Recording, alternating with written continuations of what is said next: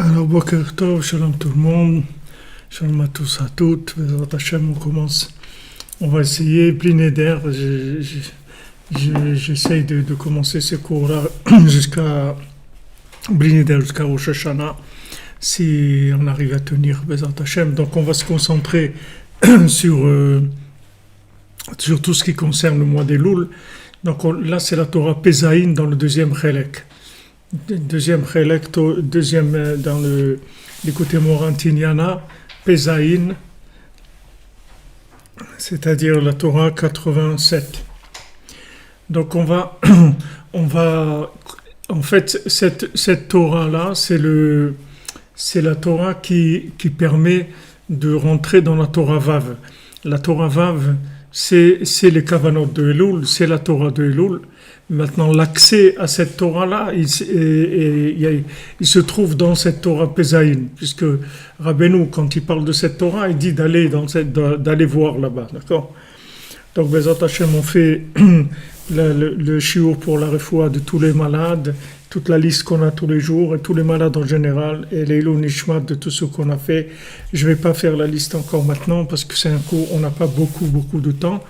Donc, Bezrat Hashem, on va essayer d'ouvrir Besrot Rabbeinu cette étude-là, comme on le sait, Rabbeinu va nous le préciser lui-même, que l'étude, elle-même, c'est la réparation de la chose. C'est-à-dire, on étudie, avec cette étude-là, on va essayer d'arriver à faire quelque chose, une action quelconque, un changement quelconque dans notre façon d'être, et de voir les choses. Et ça, Bezrat Hashem, c'est ça le tikkun.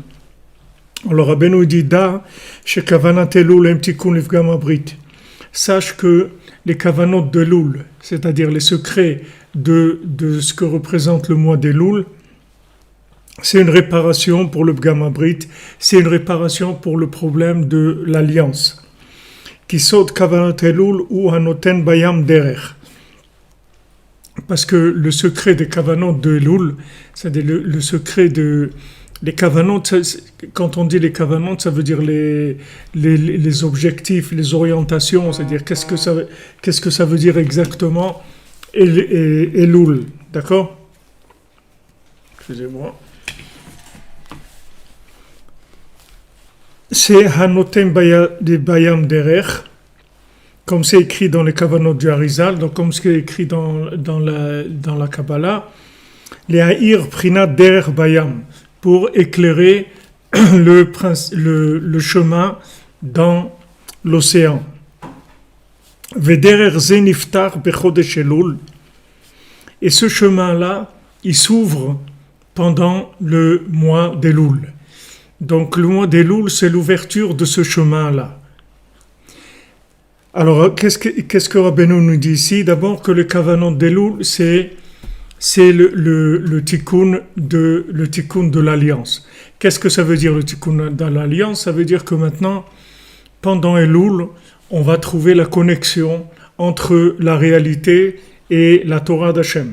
C'est-à-dire comment arriver à vivre la Torah d'Hachem, comment vivre connecté avec Dieu. C'est ce qui s'appelle le tikkun abrit, la réparation de l'alliance. Puisque l'alliance, c'est ce qui va permettre aussi d'enfanter, d'amener la vie. Donc le principe des kavanot de Elul, c'est de réparer ça, de réparer le lien qu'il y a entre l'humain et son créateur sur la planète Terre. C'est ça le principe de réparation de l'alliance. Alors maintenant, ce sort de kavanot Elul, c'est anoitem bayam derer, c'est-à-dire se trouver son chemin dans l'océan. L'océan, c'est quoi? C'est l'océan de la chokma, l'océan de la sagesse, l'océan de la compréhension. Maintenant, dans cet océan-là de compréhension, il faut trouver un chemin. Comme il avait le Baal Tfila, il avait le landcart, il avait la carte du monde. Sur cette carte du monde, il y avait tous les chemins. Il y avait tous les chemins matériels et tous les chemins spirituels. Donc maintenant, pour trouver un chemin dans l'océan de la Chokhmah, c'est-à-dire que maintenant, quelqu'un, il va apprendre des choses. Toute la journée, on apprend. que ce soit dans des livres, que ce soit ce qu'on voit dans la rue, ce qu'on entend, etc. On apprend des choses sans arrêt. Maintenant, qu'est-ce qu'il y a à apprendre dans tout ce qu'on entend, ce qu'on a appris? Qu'est-ce qu'il y a à apprendre pour nous? Qu'est-ce qu'il y a à laisser? Qu'est-ce qu'il y a à développer? Combien je dois approfondir? Combien de choses doivent m'éloigner? Tout ça, je ne sais pas. J'ai besoin de l'alliance pour ça. L'alliance, elle va me permettre de créer le lien avec ce qui me concerne. Et le reste, ça va être complètement laissé de côté. Alors pour chacun, ça va être différent, puisque chacun, il a son chemin. C'est-à-dire, il a son chemin dans Avodat Hashem. C'est-à-dire, il a le réglage de sa Avodat Hashem par rapport à Hashem, par rapport au tzaddik, par rapport à son âme, par rapport à sa famille. Tous les éléments qui le concernent, ce sont des éléments très personnels et il a son chemin dans Avodat Hashem. Donc on verra dans la Torah Vav que le derer, le mot derer, qui est la valeur numérique de 224, ça va être 2 fois Baki. Baki, c'est-à-dire être expert en montée et en descente, comme Rabbeinu nous dit là-bas, être Baki Bertso et Baki Beshov, c'est-à-dire savoir comment on gère les moments de réussite et comment on gère les moments de crise. Alors il y a 2 Bekiyut, c'est-à-dire il y a 2 expertises à avoir. Ces deux fois Baki, c'est ça qui s'appelle Derer. En fait, un chemin, c'est ce qui permet de circuler, c'est une harmonie entre une chose et son contraire. C'est ça le chemin, le principe du chemin. Le chemin, il lie 2 points. D'accord ? Le principe du chemin, c'est comment on lie 2 points. La route, elle est faite pour amener d'un endroit à un autre. Donc il y a des moments de Aliyah, il y a des moments où je monte, c'est-à-dire où je suis je suis proche d'Hachem, je me sens proche d'Hachem, et il y a des moments d'obscurité. Maintenant, il y a une attitude à avoir dans les deux. C'est-à-dire que quand je monte, il y a une attitude à avoir pour pas me brûler complètement, et quand je descends, il y a une attitude à avoir pour pas me décourager complètement. Donc il y a une bekiyut, c'est-à-dire il faut être expert, il faut dans ce domaine-là. Alors c'est quand on a les 2 bekiyut, baki plus baki, ça fait derer, ça fait gematria derer. Baki c'est 200, baki c'est 112. 2 fois 112, ça fait 224, ça fait gematria derer. C'est ça le chemin, d'accord? Donc Elul, qu'est-ce qu'on cherche pendant Elul? C'est-à-dire quelle est l'ouverture? C'est l'ouverture du chemin, si on veut Elul. C'est l'ouverture du chemin. Qu'est-ce qui s'est passé? C'est-à-dire l'avantage qu'on a en Elul, c'est quoi? C'est que Behemet, c'est la préparation des deuxièmes louchot. C'est-à-dire qu'on a reçu les deuxièmes louchot, les deuxièmes tables de la loi. Elles nous sont venues après qu'on ait fait le veau d'or. Quand on a fait le veau d'or, après Hachem, il a décidé, avec la prière de Moshe Rabbeinu, il y a eu un adoucissement de la rigueur. Donc Hachem, il a décidé de nous donner les deuxièmes tables. Les premières tables, elles n'étaient pas viables dans l'état où on était, c'est-à-dire qu'elles n'étaient pas adaptées. Il n'y avait pas de derer en fait. Il n'y avait pas de derer dans les premières tables. Quand Moshe Rabbeinu les a cassés, parce qu'il a vu que c'était pas, il y avait pas un chemin pour ces tables-là, c'est-à-dire qu'elles étaient trop avancées, trop fortes par rapport au niveau où il était là en Israël à ce moment-là. C'était pas possible, c'était trop fort. Même s'il y avait des gens qui étaient capables, mais c'était une élite. La plupart des gens, ils ne pouvaient pas suivre. C'était trop haut. C'est-à-dire que ça exigeait trop de choses. Donc Moshe Rabbeinu, lui-même, il a cassé les premières tables. Et Hachem lui a dit merci, tu les as cassées. Et maintenant, on va préparer les deuxièmes. Maintenant, les deuxièmes, c'est ce derer-là. Puisque dans les deuxièmes, il y a l'oubli. Dans les premières, il n'y avait pas d'oubli. C'est-à-dire que ce que tu apprenais, ta conscience, elle restait éveillée en permanence. Mais si ta conscience, elle reste éveillée en permanence, tu peux rien faire du tout. tu peux rien faire dans ce monde. Tu as besoin des cycles de conscience et d'oubli sans arrêt. C'est comme ça qu'on travaille. C'est comme ça qu'on peut avancer. Si on reste dans une conscience constante, on va rien pouvoir faire. C'est-à-dire comment quelqu'un va manger ou il va travailler, il va avoir l'impression d'être un idiot, un fou complet. Qu'est-ce qui perd du temps à manger? Qu'est-ce qui va perdre du temps à travailler? Qu'est-ce qui va perdre du temps à se promener ou à faire du sport ou des choses comme ça? Mais il est complètement fou, c'est-à-dire quelqu'un qui fait ça. D'après la conscience ouverte, la conscience absolue. Donc, il faut de l'oubli. Il faut qu'il y ait une gestion des deux ensemble pour permettre justement d'inclure la matière dans le spirituel. On a besoin, on est là pour ça. Sinon, pourquoi on a un corps? Si ce corps-là, il sert à rien, on n'a pas à être ici. Donc on a besoin que l'âme et le corps ils travaillent ensemble. On a besoin de gérer cette contradiction-là. Donc ça s'appelle derer, c'est-à-dire on a trouvé un chemin. Le chemin dans l'océan de la connaissance, c'est que maintenant, quelle est la connaissance pratique et adaptée à mes capacités d'aujourd'hui, de manière à ce que je puisse avancer tout le temps, que je puisse aller tout le temps. Comme on dit la halakha, c'est halikha, ça veut dire on marche sur la route, on est sur le chemin, on arrive à avancer, on a trouvé notre chemin, on avance. Avec ce chemin, on avance. Donc ça aussi, c'est quand je vous parle de Chatzot et de Bodedut tout le temps, parce que, comme Rabbeinu l'a dit, la Gemara elle rapporte Al Pishnaim Edim Yakum Davar. Avec deux témoins, on va pouvoir instaurer la chose. C'est-à-dire, quand il y a deux témoins qui viennent et qui disent la chose, elle est comme ça, alors le tribunal, il accepte et il juge comme ça, et la décision du tribunal, elle est par rapport aux deux témoins. Maintenant, ces deux témoins, c'est qui? C'est Chatzot et Bodedut. Chatzot et Bodedut, c'est les deux témoins. Si tu as ces deux témoins avec toi, tu es tranquille. C'est-à-dire, tu as deux témoins qui vont témoigner sur toi tout le temps que tu es quelqu'un de bien. C'est-à-dire, tu vas trouver ton chemin. Ça va t'ouvrir le chemin. Ça va t'ouvrir le chemin. Comment on fait pour se rapprocher d'Hachem dans ce monde? Comment on fait pour pas craquer ni vers le haut ni vers le bas? Comment on fait pour pas rentrer dans le syndrome de Jérusalem ou le syndrome de la Tchouva? Comment on fait pour pas se prendre pour Mashiach si on monte trop? Et comment on fait pour pas se décourager complètement si on descend trop bas? Comment on joue avec ces deux-là? Comment on arrive à utiliser le bien qu'il y a dans les deux des choses-là? Ça, c'est le chemin. C'est ce qu'on appelle derer. Donc maintenant, une fois que tu as trouvé le derer, le chemin, on peut parler d'alliance. Parce que tant qu'il n'y a pas quand il n'y a pas de chemin, on ne peut pas parler d'alliance. L'alliance de quoi?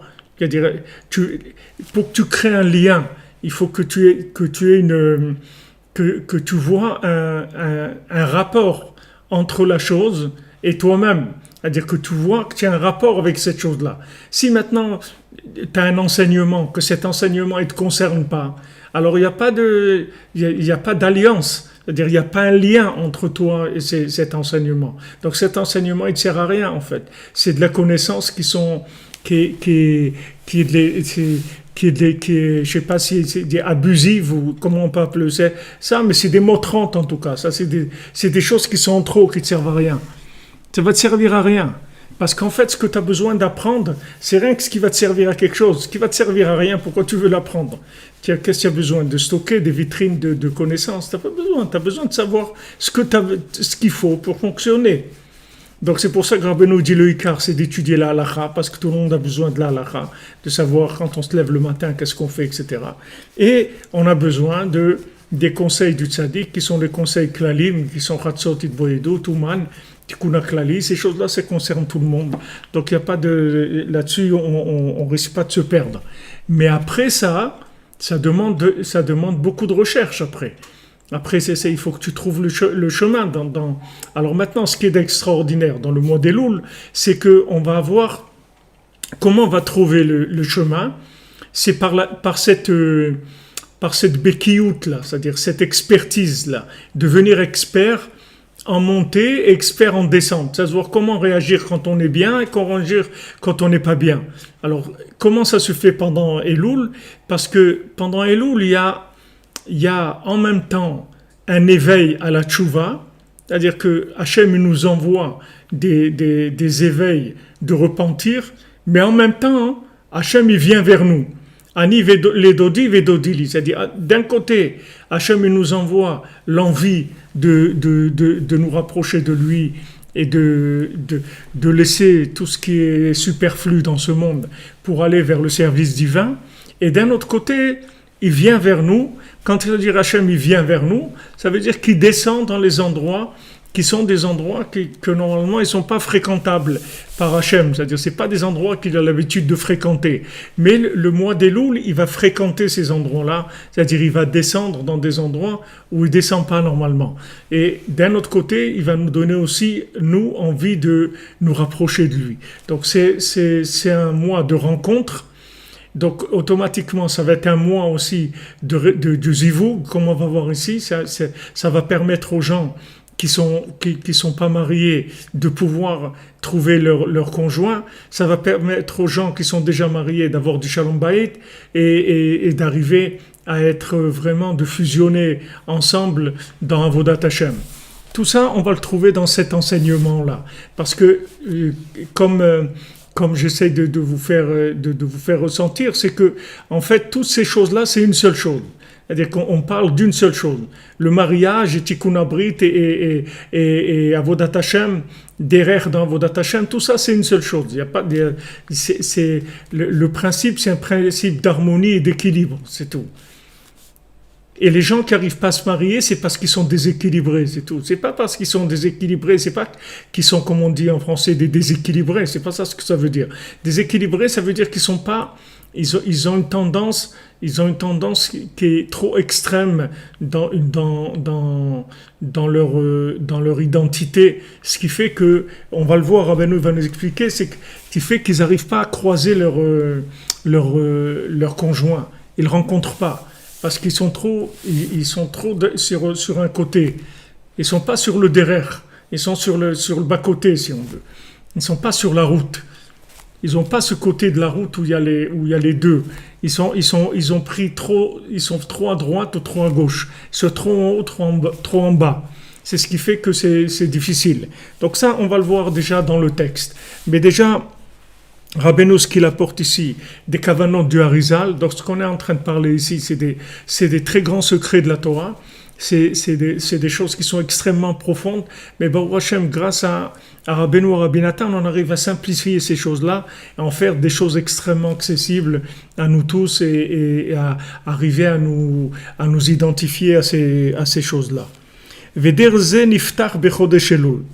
Donc maintenant, ce chemin-là, il s'ouvre en Elul. Comme on dit, voilà, c'est l'ouverture de la chasse, allez, maintenant ça commence. Alors en Elul, on ouvre, ça s'ouvre. Le chemin s'ouvre pour tout le monde.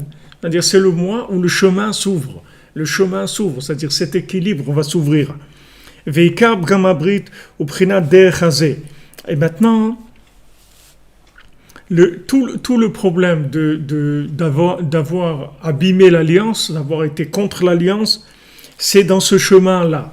C'est-à-dire que maintenant, l'alliance, c'est ce qui permet de joindre deux choses, d'accord? Comme les deux destinations qui font qu'il y a un chemin. C'est-à-dire il y a deux points et ce chemin il relie les deux points, d'accord? Alors le problème de l'alliance, c'est que on a lâché un côté. C'est-à-dire soit on a lâché le haut, soit on a lâché le bas. Mais le gamabrit, c'est ça, le principe d'avoir abîmé l'alliance, d'avoir fauté dans l'alliance, c'est d'avoir abîmé, soit d'avoir abîmé le haut, soit d'avoir abîmé le bas. C'est-à-dire soit avoir cherché à comprendre des choses qui ne sont pas permises par rapport à mon niveau, soit ne pas avoir cherché à élever la matière de manière à monter avec cette matière-là pour se rapprocher d'Hachem. Que ce soit de ce côté ou de l'autre, ça s'appelle le problème de Gamabrit, c'est-à-dire d'avoir aimé et abîmé l'alliance. Donc maintenant, Rabbeinu il dit que le Pgam Abrit, principalement, il est dans ce derech-là. Qui a yatsaïch le'aïr prinat arakad orod prinat yam, parce que normalement, il aurait dû éclairer les 224 lumières dans le principe de la mer, prinat emuna. C'est-à-dire que si maintenant quelqu'un il arrive à éclairer les 224 lumières, c'est 224, c'est la valeur numérique de derech, d'accord? Quand on parle de rakad, c'est-à-dire dans les secrets de la Torah, c'est ça inclut toutes les lumières de toutes les sphirantes, c'est rakad, c'est 224 lumières. Alors maintenant, normalement, il aurait dû éclairer ces 224 lumières dans l'océan de la chorma, de la sagesse, grâce à la émouna. C'est-à-dire que maintenant, la émouna, c'est ce qui va permettre d'adapter la lumière à la réalité. La émouna, c'est ce qui va projeter la lumière dans la réalité, qui va faire de la lumière, qui est une lumière entièrement théorique, ça va l'amener dans la réalité.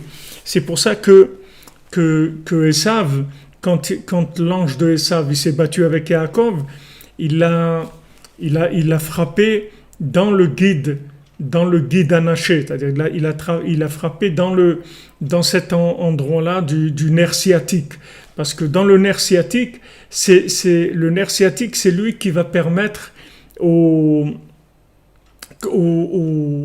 jambes de fonctionner, c'est-à-dire qu'il va faire descendre les énergies de la partie du haut du corps vers les jambes, et les jambes elles vont pouvoir marcher. C'est-à-dire que Esav, il a attaqué Yaakov dans ce qui allait pouvoir trouver le derrière. Parce que si quelqu'un il a que le haut, alors il va arriver nulle part avec que le haut, parce qu'il va comprendre beaucoup de choses, mais il va arriver nulle part. C'est-à-dire il va rien réaliser dans sa vie.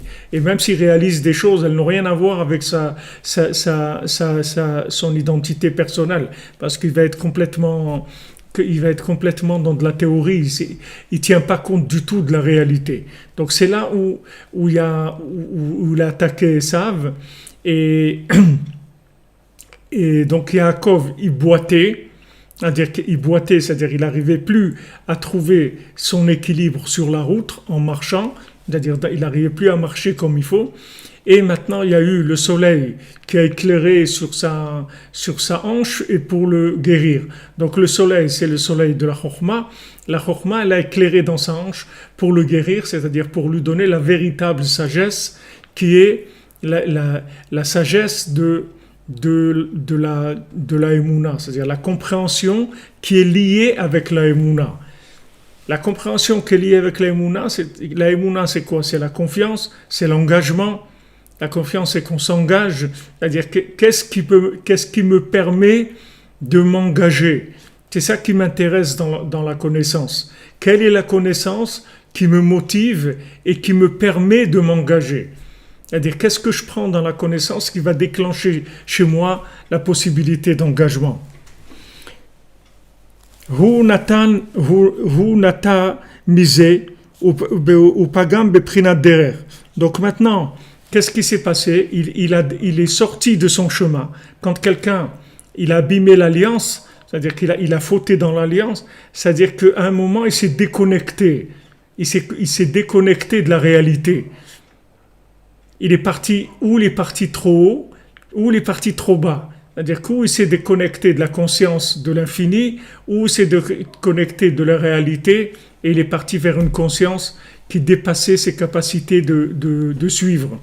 Donc ces deux extrêmes-là, ça s'appelle du Pgam Abrit, ça s'appelle de fauter dans l'alliance. Alors, hu nata misé ou pagam beprinat derer. Donc maintenant, il s'est détourné. Rabbeinu, il emploie noter, ça veut dire qu'il a été sur le côté, il a dévié. Noter, ça veut dire dévier, d'accord? Il dévie. Ou pagam beprinat derer. Il a donc fauté dans le principe du chemin. Beprinat ki shrit kol basar et darko. Comme c'est écrit dans Bereshit, que chaque chair a abîmé, a détruit son chemin. C'est ça chaque chair a détruit son chemin. C'est ça le problème du déluge. C'est que les générations, elles ont fauté. La génération du déluge, elle a fauté dans le chemin, dans son chemin. C'est-à-dire que chaque chair, elle a abîmé son chemin. C'est-à-dire la chair, elle n'a pas trouvé le chemin qui lui correspondait pour rester en accord avec Hachem, pour rester en harmonie avec Hachem. Ils sont partis complètement dans de la consommation, dans le plaisir, etc. Ils ont complètement déconnecté de la conscience divine. Donc la Torah, elle nous emploie le mot « Ishrit kol basar et darko ». Chaque chair, elle a abîmé son chemin. Donc la Torah, elle emploie le mot « chemin ». Là-dedans aussi pour nous dire que tout le problème, en fait, c'est un problème de chemin. C'est-à-dire que maintenant, t'as pas pris le bon chemin. C'est-à-dire qu'on t'a pas donné le bon chemin. T'as pris un chemin qui est trop haut ou qui est trop bas. C'est pas le bon chemin où tu trouves les deux. C'est un chemin où tu marches de façon équilibrée, avec la jambe droite et la jambe gauche. C'est-à-dire avec le côté, la jambe droite, c'est le côté qui va essayer de conquérir, d'avancer, et la jambe gauche, c'est le côté qui assure dans la réalité. Donc le chemin, le véritable chemin, c'est où on arrive à marcher avec cet équilibre-là. Alors quand il y a eu le déluge, en fait le déluge il est venu parce que Ishrit kol basar et darko, parce que toute chair sur terre, elle a détruit son chemin, c'est-à-dire sa façon d'être, sa façon de vivre, elle était complètement à côté de cet équilibre-là. Soit les gens, ils sont tombés complètement dans du comportement animal, soit ils ont été trop hauts et c'était des philosophes, mais qui n'avaient pas du tout le comportement adéquat et au moins la prière qui correspond à la recherche de l'application de la conscience dans le vécu. Au moins ça, puisque la prière s'appelle déjà de l'engagement. Le fait que quelqu'un il s'engage, il dit Hachem, voilà, moi ce que je veux c'est ça, aide-moi à arriver à ça, ça c'est considéré comme un engagement. C'est-à-dire c'est considéré comme déjà quelque chose qu'il a compris déjà ce qu'il fallait, maintenant il n'arrive pas à le réaliser, mais il est sur le chemin déjà. Il est déjà sur le chemin. Quand il commence à prier sur le chemin. Bon, ça c'est une parenthèse parce que Rabbeinu ne parle pas ici encore de la prière. Beprinat ki ishrit kol basar et darko, ki isha nikret derer. Parce qu'une femme, elle s'appelle chemin. C'est le nom de la femme. La femme, une des appellations, des appellations du statut de la femme, c'est une femme s'appelle chemin. Quand quelqu'un il a trouvé sa femme, il a trouvé son chemin. Quand on dit il a trouvé chaussure à son pied, mais ici il a trouvé son chemin. Chaussure à son pied, c'est ce qui va lui permettre de marcher sur le chemin. Mais la Torah, elle dit voilà, une femme, ça s'appelle chemin, derrière. Kamova b'divrei Rabbeinu Zal, comme c'est écrit dans le Talmud, dans Kiddushin. Veyesh derech acher, et il y a un autre chemin, c'est-à-dire l'autre chemin, c'est-à-dire le chemin, pas de Echad, le chemin de Acher, d'un autre, c'est-à-dire l'autre chemin, le chemin qui éloigne de l'unité entre les deux notions, la notion d'en haut et la notion d'en bas. Il y a un chemin qui éloigne de ça, c'est-à-dire que quand quelqu'un il va soit vers le haut, soit vers le bas, et qui ne tient pas compte de l'autre côté, qui n'essaye pas de gérer la contradiction, parce que c'est une contradiction, les deux chemins, ces deux chemins-là, c'est-à-dire ces deux notions de haut et de bas, elles sont contradictoires, puisque quand on est en haut, on méprise le bas en général. Quand on est en bas, on n'est pas du tout, on cherche pas du tout à aller vers le haut. Et le derrière, c'est lui qui permet d'assembler ces deux éléments-là. Donc maintenant, qu'est-ce qu'il a fait? Il a fait derrière acher. Acher, ça veut dire que c'est le contraire de echad. C'est-à-dire, au lieu de tenir les deux, il est parti d'un côté complètement. Donc il a dit avant Rabbeinu, Nata miya derer, comme comme Hachem il dit, Netatem Maher Miader, vous êtes éloigné rapidement, très rapidement du chemin que Hachem vous a donné. Quand Hachem il nous a dit comment il fallait faire, alors on s'est après éloigné du chemin. On n'a pas gardé le comportement par rapport à la conscience divine, on n'est pas arrivé à tenir le comportement par rapport à la conscience. Donc ça s'appelle Derer Acher. Au lieu que ça soit Derer Echad, un chemin unique, c'est-à-dire qui unifie les deux, c'était Acher, c'est-à-dire soit un, soit l'autre, soit vers le haut, soit vers le bas. Beprina Derer Ishan Mena Efet, comme c'est écrit, le chemin d'une femme qui est pervers. Une femme perverse, ça veut dire que le chemin, il est allé vers la consommation ou vers la philosophie. Les deux, ça s'appelle la même chose. C'est-à-dire, quand vous prenez le livre de Michelet, de Shlomo Ameler, vous allez voir que la philosophie, il appelle la femme pervers. Il a défini comme ça. C'est le nom qu'il donne à la philosophie, parce que c'est la même chose. C'est le même principe. Seulement un, ça a l'air au col blanc, et l'autre, c'est dans les poubelles. Mais c'est la même chose. C'est le même principe.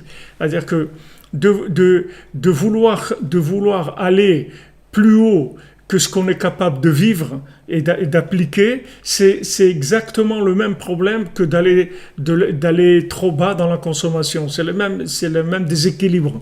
C'est pas quelque chose qui est plus noble parce que c'est en haut. C'est le même principe. Les deux, ils s'appellent Acher. D'ailleurs, dans les 4 qui sont rentrés dans le Pardes, c'est dans le Pardes qu'il est Acher. Elisha ben Abouya, il s'est appelé Acher. C'est dans les secrets de la Torah. C'est pas des gens qui étaient dans les poubelles, c'était des tzadikim. Donc eux, ils ont été cherchés très haut. Et il n'y a que Rabbi Akiva qui s'en est sorti. Les autres, ils ont fauté. Ils ont fauté, c'est du Bgam Abrit. C'est-à-dire, Bgam Abrit, ça veut dire qu'ils ont abîmé l'alliance. À un moment, ils ont perdu le lien entre les deux. C'est ça l'alliance. L'alliance, ça veut dire que tu tiens les deux. Et si maintenant tu lâches un, ça s'appelle que abîmer l'alliance. Maintenant que tu lâches celui du bas, ou tu lâches celui du haut, c'est la même chose. C'est le même principe. Les deux s'appellent Acher. Comme on va dire Rabbeinu Zal, maintenant le principe général, chez Karabgam Beprinat Derer, que maintenant tout le problème, il se retrouve dans le chemin. C'est-à-dire que maintenant, quand il y a une faute, quand il y a une mauvaise approche du concept du haut ou du concept du bas, cette mauvaise approche, elle va donner un mauvais chemin. Elle va donner un mauvais chemin. Quand quelqu'un il cherche trop haut, ou quelqu'un il cherche trop bas, c'est-à-dire soit il cherche trop à profiter de ce monde, soit il cherche trop à comprendre par rapport à ce qu'il est, les deux, ça va lui donner qu'il n'a pas de route. Il ne trouve pas sa route. Il ne peut pas trouver sa route parce que le concept qu'il a du haut et du bas, ils sont déséquilibrés. Donc il n'arrive pas à trouver le chemin. Donc comme il n'arrive pas à trouver le chemin, alors il sort, il va vers soit il choisit soit un côté, soit l'autre, et les deux c'est la même faute.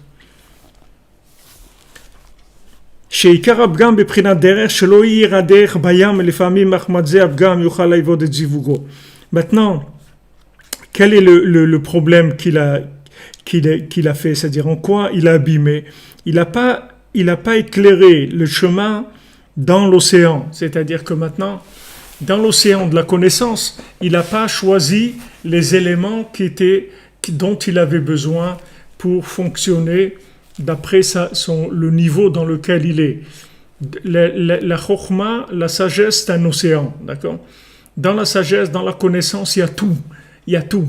Maintenant, toi, qu'est-ce que tu as besoin dans cette connaissance pour fonctionner? Comme un ouvrier, il va aller prendre les outils qu'il a besoin pour faire ce qu'il a à faire. Si c'est un électricien, il va prendre ça. Si c'est un plombier, il va prendre ça. Si c'est un maçon, il va prendre ça. Chacun, il va prendre les outils dont il a besoin pour faire ce qu'il a à faire. Donc, dans l'océan de la chokhma, de la connaissance, tu vas choisir les éléments en fonction de la réalité du chemin sur lequel tu te trouves, c'est-à-dire du niveau dans lequel tu es. Maintenant, quand la personne, elle tient pas compte du tout de la réalité, c'est-à-dire qu'elle part dans les plaisirs de la connaissance, dans vouloir savoir des choses, mais elle n'est pas du tout intéressée par un changement quelconque, par un engagement quelconque dans sa vie par rapport à cette connaissance-là. Ça va donner des problèmes, des problèmes dans le mariage. Ça va donner des problèmes. Soit il va pas trouver son conjoint, soit il va trouver, elle va être contre lui, soit ils vont faire du voisinage, mais il va pas arriver au yichud, c'est-à-dire à ce qu'il soit echad. Il va pas arriver à echad, parce que sa conception de la connaissance, elle vise pas la réalité. C'est pour ça qu'on dit Reshit Chochma Irat Hashem. Le début de la sagesse, de la connaissance, de la sagesse, c'est la Irat Hashem, c'est-à-dire la crainte d'Hashem. C'est-à-dire pourquoi tu veux savoir des choses. Ok, je veux apprendre. Pourquoi tu veux apprendre? Tu veux apprendre pourquoi? Tu veux apprendre pour connaître Hachem. Ok, alors viens apprendre. Alors maintenant, on voit quel est tes récipients, qu'est-ce que tu peux connaître. Et selon ça, on va te donner la sagesse qu'il faut. Mais tu viens pas apprendre pour apprendre. Tu viens apprendre pour la crainte d'Hachem, c'est-à-dire pour prendre conscience de l'existence d'Hachem. Maintenant, la crainte d'Hachem, elle ne vient que si tu as un contact entre la connaissance et la réalité. Sinon, il n'y a pas de... Si tu ne trouves pas Hachem dans la réalité, tu ne peux pas le craindre. Tu ne peux pas le craindre puisque tu ne vois rien dans la réalité. Comment tu vas le craindre? Tu ne vas pas le craindre, tu ne le vois pas. Donc, tu peux pas prétendre le craindre. Donc, Rabbeinu il dit ici...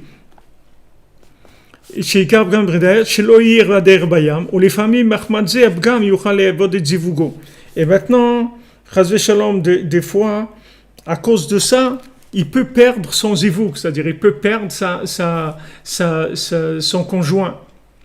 Il peut perdre son conjoint. Pourquoi? Parce qu'il n'a pas éclairé dans le chemin. C'est-à-dire il n'a pas cherché l'alliance entre la théorie et la réalité. Puisque maintenant, il s'est éloigné, il a bifurqué, c'est-à-dire il a été sur le côté par rapport à son zivouk, c'est-à-dire par rapport à sa moitié. Il n'a pas cherché la moitié pour compléter. Il est parti soit dans la philosophie, soit dans le plaisir, sans chercher à construire. Que le plaisir, c'est tout, mais pas construire une maison pour Hachem. Que du plaisir. Alors que ça soit dans ce côté-là ou de ce côté-là, il risque des fois de perdre carrément son conjoint, c'est-à-dire il va le perdre de vue complètement. Parce que comme il a pris un chemin qui est sur le côté, il va pas le rencontrer. Parce que son conjoint, il est sur le chemin, il n'est pas sur le côté. Comme il a pris un chemin d'un côté seulement, il va pas le rencontrer, tout simplement. Kachelo limtso et zevugo. Donc c'est dur pour lui de trouver son conjoint.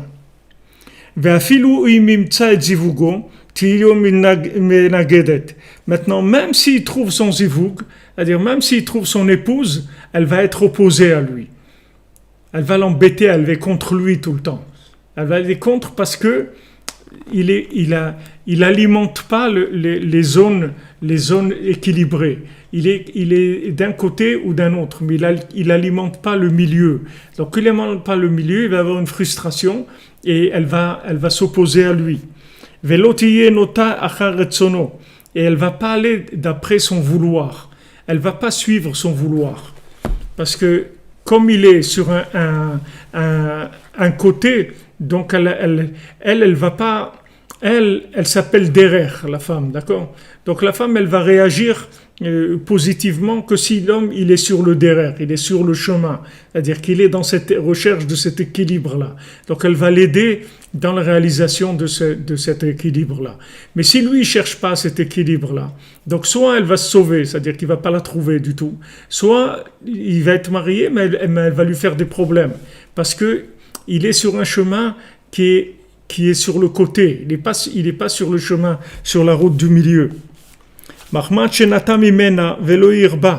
qu'en fait, qu'est-ce qu'il a fait? Il s'est détourné. Il n'a pas éclairé. Il a pas éclairé en elle, c'est-à-dire il lui a pas donné de la lumière. Puisque maintenant, il a choisi d'aller d'un côté ou d'un autre. Donc il a perdu le principe de pouvoir amener la lumière dans des récipients. Puisque la lumière dans les récipients, c'est le chemin du milieu. C'est le chemin, c'est ce qui s'appelle le chemin. Le chemin, c'est de la lumière dans la réalité, la lumière dans les récipients. Maintenant, comme lui, il a voulu choisir de la lumière, soit philosophique, soit de la lumière de poubelle, alors il n'a pas éclairé au milieu, donc elle a un manque. Donc, comme elle a un manque, elle réagit en opposition par rapport à lui. Je m'excuse, je ne regarde pas les questions, rien, parce que il faut que j'avance. Il faut que j'avance, alors vous m'excusez, je ne regarde pas les questions, les personnes qui s'occupent de me faire passer les questions, ils sont pas là à cette heure-ci, donc j'avance, Bezrat Hashem, j'espère. En général, dans l'étude, il y a la réponse à toutes les questions, il faut juste en avancer, c'est tout. Dedans, il y a toutes les réponses. De toute façon, là, c'est des notions on va reprendre beaucoup de fois. Là, ce que je fais, c'est un peu du déblayage de notions, mais on va les reprendre, on va les ouvrir, Bezrat Hashem, les raffiner, surtout, on va rentrer dans la Torah Vav après. Toutes ces notions-là, on va les voir de façon beaucoup plus concrète et précise dans la réalité, Bezrat Hashem. Alors maintenant, du fait que maintenant, lui, il n'a pas éclairé en elle, puisque elle, maintenant, elle est dépendante de la lumière qui va bien vouloir amener sur le chemin de la réalité. C'est-à-dire que l'homme, il va chercher de la Torah et il l'amène dans la réalité. Maintenant, le fait que lui, il ne cherche pas à créer ce lien-là entre ce qu'il a compris dans la Torah et la réalité, donc elle se trouve frustrée de ce manque-là et elle va être opposée à lui et elle va voir que ça va se manifester par un vouloir différent du sien, puisque lui va vouloir aller d'un côté, elle voudra aller de l'autre, parce que il n'a pas éclairé, il lui a pas donné la lumière dont elle avait besoin. Donc en fait, elle est à la recherche de lumière, et le fait que maintenant elle sent qu'il n'y a pas de lumière, c'est de la frustration, c'est-à-dire ça donne de la frustration, donc elle va s'opposer à lui. Ve'az lo zacha kenegdo. Et à ce moment-là, si maintenant quelqu'un il n'est pas zoché, lo zaracha, alors elle est kenegdo, c'est-à-dire il n'a pas le mérite, alors elle est opposée à lui. Maintenant, qu'est-ce que c'est lo zacha? Zach, ça veut dire pur. Dont on parle shemen zait zach, on dit de l'huile d'olive pure. Alors, zar, quand on dit zacha, ça veut dire que pur, la notion de pureté, c'est quoi? La notion de pureté, c'est une fois qu'on a éclairé la spiritualité dans la matière, ça donne la pureté. La sainteté, c'est complètement en dehors de la matière. Mais la pureté, c'est quand on est arrivé à purifier la zone de la matière, c'est-à-dire qu'on est arrivé à élever la matière. Ça s'appelle la pureté. Donc maintenant, quand on dit l'ozacha, si maintenant il n'est pas arrivé à purifier, alors kenegdo, maintenant son épouse, elle va être opposée à lui, parce qu'il n'a pas purifié. Il n'a pas purifié, il n'a pas éclairé dans les zones d'ombre. Il n'a pas cherché à ce que sa connaissance, elle serve à élever la matière. Donc comme il n'a pas cherché à purifier, donc elle est opposée à lui parce qu'elle sent une frustration, et cette frustration-là, ça va entraîner qu'elle va aller contre son vouloir à lui. Puisque maintenant, son chemin à lui, il lui apporte rien à elle. Il lui amène pas de lumière. Donc elle va automatiquement s'opposer. Comme dans un pays où il y a des oppositions politiques, pourquoi il y a un parti qui est opposé à l'autre? Parce que ce parti ne défend pas les intérêts de ces gens-là. Donc les gens qui ont des intérêts plutôt sociaux, autres, ils vont aller de ce côté-là. Les gens qui ont des intérêts de bénéfices, autres, ils vont aller de ce côté-là. Chacun il va choisir le côté dans lequel il va aller par rapport à ce qu'il a besoin. Maintenant, si lui, il cherche à amener la lumière dans la réalité, c'est-à-dire sa façon de vivre la Torah, c'est de faire descendre la connaissance dans la pratique, dans le concret. Donc sa femme, elle va être comblée. Et donc elle va être avec lui. Il n'y a pas de problème parce elle se sent éclairée par le mari. Mais si maintenant lui, il a un chemin qui est plutôt philosophique dans la Torah, c'est-à-dire qu'il est plutôt dans des orotes, dans des lumières, alors ça fait que elle reçoit rien de ça. Donc elle est frustrée et cette frustration, elle entraîne l'opposition. Donc l'ozacha, ça veut dire il n'a pas purifié. Alors ça donne kenegdo, qu'elle va s'opposer à lui.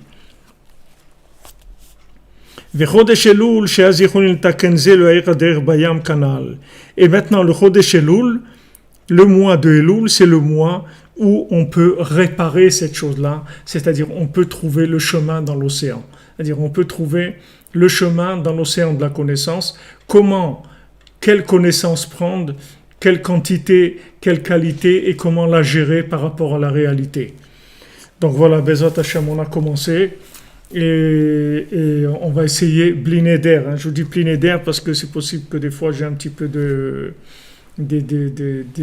si je suis sur le Kever de Rabbi Nachman et tout, je dois rester un peu plus, alors c'est possible que ça soit plus court, mais normalement ça sera dans cette heure-là, entre 4h30 et 5h30, à part bien sûr jeudi soir, comme d'habitude, entre 3h et 5h. Merci d'être là les amis, et bonne journée, et on se retrouve à midi pour le cours habituel.